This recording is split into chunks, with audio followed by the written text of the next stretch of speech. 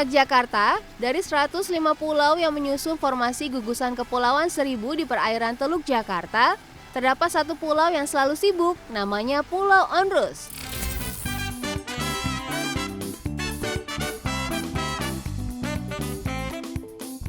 Nama Onrus berasal dari bahasa Belanda yang berarti tidak pernah beristirahat. Dan usut punya usut nih anak Jakarta, memang seperti itu faktanya, setidaknya hingga menjelang tahun 1970-an. Wilayah Pulau Onrus tidak seberapa besar anak Jakarta. Saat ini Pulau Onrus hanya memiliki luas sekitar 7,5 hektar saja. Walaupun begitu, Onrus punya banyak cerita dan rekam jejak yang amat panjang sejak masa kerajaan hingga setelah era kemerdekaan Indonesia. Keluarga istana dari Kesultanan Banten pernah menjadikan Onrus sebagai salah satu tempat peristirahatan paling favorit pada abad ke-16.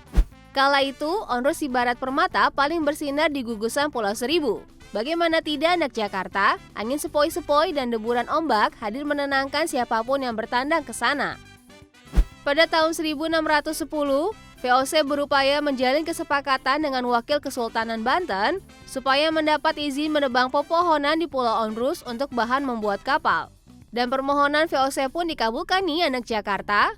Sejak saat itu, tidak sedikit kapal yang memerlukan perbaikan sehingga ke Pulau Onrus sebelum melanjutkan pelayaran atau ketika hendak menuju ke Batavia. Tukang kayu kapal yang bekerja di Pulau Onrus sangat terampil. Kecakapan mereka dipuji oleh seorang penjelajah kenamaan asal Inggris, Kapten James Cook, atas kesempurnaan mereka memperbaiki kapal Endeavour. Letak pulau yang sangat strategis dan fungsional membuat VOC enggan mengembalikan Onrus kepada Kesultanan Banten. Jan Pieter Zoon yang kala itu menjabat sebagai Gubernur Jenderal VOC sejak 1619 menghendaki agar Pulau Onrus dijadikan sebuah koloni. Tidak sepakat dengan VOC, akhirnya pertikaian antara Belanda dan Kesultanan Banten tak terelakkan. Pulau Onrus benar-benar memberikan keuntungan bagi Belanda dalam upaya menancapkan pengaruhnya di Nusantara, terutama di kawasan Barat Jawa anak Jakarta. Tidak hanya untuk melawan Banten, pulau ini juga menjadi benteng pertahanan VOC dalam persaingan menghadapi kongsi dagang Inggris pada 1618. Di bawah pengelolaan VOC, pembangunan Pulau Onrus digalakan terutama untuk menguatkan posisinya sebagai pangkalan militer sekaligus benteng Belanda. Fungsinya sebagai garda depan pertahanan sebelum musuh memasuki kawasan Batavia. Proyek tersebut dimulai tahun 1656 dan berlangsung secara bertahap anak Jakarta. Selama beberapa tahun pembangunan, Pulau Onrus akhirnya memiliki benteng berbentuk segi 5 yang terbuat dari bata dan batu karang, dilengkapi bastion atau pos pengintai di setiap sudutnya.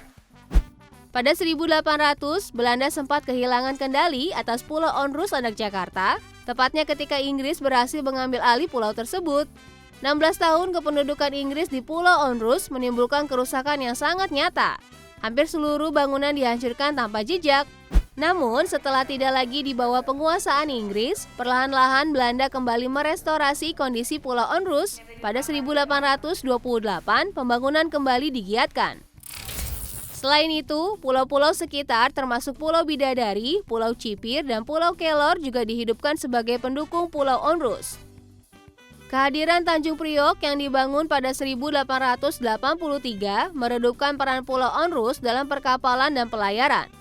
Memasuki abad ke-20, pulau ini beralih fungsi menjadi sanatorium TBC serta bertugas sebagai tempat karantina jemaah haji. Pada masa itu, orang-orang Indonesia yang akan menunaikan ibadah haji dengan menumpang kapal harus dikarantina terlebih dahulu di Pulau Onrus sebelum berangkat ke Mekah. Begitu pula saat mereka kembali ke tanah air. Bukan puluhan atau ratusan, tapi ribuan jemaah haji menempati barak-barak yang disediakan di Pulau Onrus. Saking banyaknya, Pulau Onrus tidak sanggup lagi menampung padatnya jemaah haji. Solusinya menjadikan Pulau Cipir sebagai pulau kedua dalam menangani perawatan dan karantina penyakit menular bagi para jemaah haji.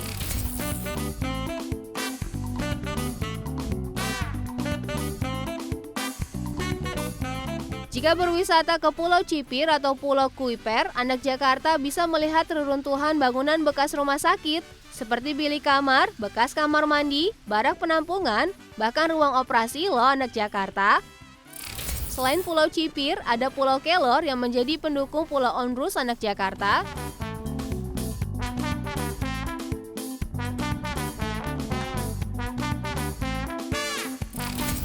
Menempuh waktu tidak sampai 10 menit, anak Jakarta dapat langsung melihat sisa benteng yang masih berdiri tegap di pulau ini. Benteng Martello memang menjadi primadona Pulau Kelor lantaran bentuknya yang menonjol meski dilihat dari kejauhan. Nama lain benteng Martello adalah benteng menara. Belanda membangun benteng berbentuk bundar dan tinggi ini tahun 1850 sebagai bagian dari sistem pertahanan Nieuwe Hollandse Waterlinie. Benteng ini terbuat dari batu bata merah yang melingkar sesuai dengan fungsinya sebagai benteng pertahanan sekaligus menara pengintai. Anak Jakarta diperkirakan dulunya benteng Martello memiliki 3 lapis. Sayang, pada 1883 letusan dahsyat Gunung Krakatau menyebabkan tsunami dan membuat benteng Martello rusak parah. Sebagian besar benteng kemudian runtuh dan terendam air karena abrasi yang mengikis pulau.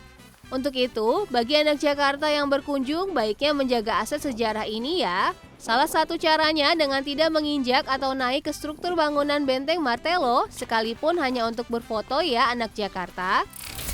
Kembali ke Pulau Onrus, pulau yang tidak pernah istirahat ini mengalami periode kelam setelah masa kejayaannya berakhir. Ada masa di mana Pulau Onrus menjadi penjara bagi tawanan Belanda, termasuk pesakitan yang ditangkap dalam peristiwa pemberontakan Zeven Provincie. Peran Onrus sebagai pengasingan para tahanan berlanjut hingga Belanda mengakui kedaulatan Republik Indonesia. Setelah pengakuan kedaulatan jelang tahun 1950, pulau ini digunakan untuk merawat penderita penyakit menular dan juga sempat menjadi tempat penampungan para tunawisma. Oh iya anak Jakarta, beredar kabar mengenai sebuah terowongan bawah tanah di Pulau Onrus yang dapat menembus ke Pulau Cipir dan Pulau Kelor. Apakah betul kabar tersebut? Faktanya, terowongan yang ada di Pulau Onrus adalah benar adanya. Hanya saja, terowongan ini berfungsi sebagai ruang bawah tanah tempat penampungan air bersih pada masa itu. Ruang bawah tanah ini terdiri dari 4 unit, setiap unitnya terdiri atas 4 ruangan dan 4 pintu. Tidak hanya ruang bawah tanah, di Pulau Onrus juga terdapat area pemakaman Belanda yang di dalamnya terdapat peristirahatan terakhir saksi mata hiruk pikuknya pulau ini. Antara lain, Cornelius Wilhelms Vogel yang pernah menjabat sebagai kepala Pulau Onrus, Maria van de Velde, dan Anna Adriana Duran. Tahun 1972, Gubernur DKI Jakarta Ali Sadikin menetapkan Pulau Onrus sebagai pulau bersejarah. Bersama sejumlah pulau lain di sekitarnya, Onrus juga dikukuhkan oleh pemerintah Republik Indonesia sebagai wilayah suaka Taman Purbakala Kepulauan Seribu.